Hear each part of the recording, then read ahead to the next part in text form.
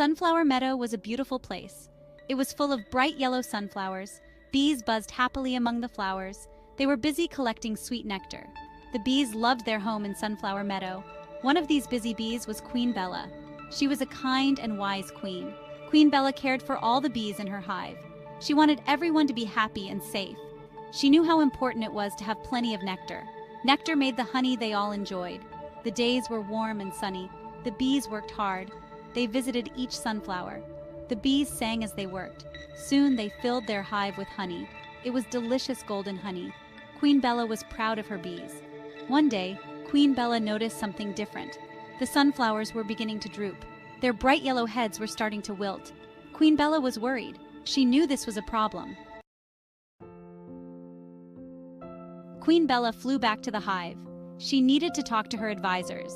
Buzz and Sting were her most trusted friends. They always had good ideas. Buzz was a bold and adventurous bee. He liked to explore new places. Sting was a clever and thoughtful bee. He liked to solve problems. They both wanted to help Queen Bella.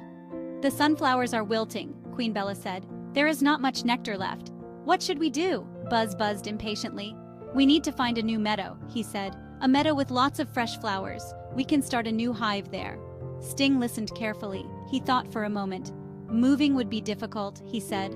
"We have worked so hard on this hive. What if we could help the sunflowers?"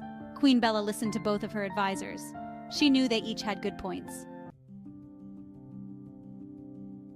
"Tell me more about your idea, Sting," Queen Bella said. She was curious. Maybe they could save their meadow.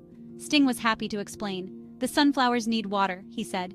"We could bring water to their roots. We could create a system to water them." Buzz shook his head.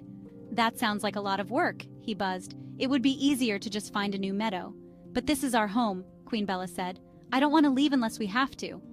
Queen Bella thought long and hard. Buzz's idea was tempting. Starting fresh somewhere new would be easy. But Sting's idea felt right. It was their home. They had worked hard to build it.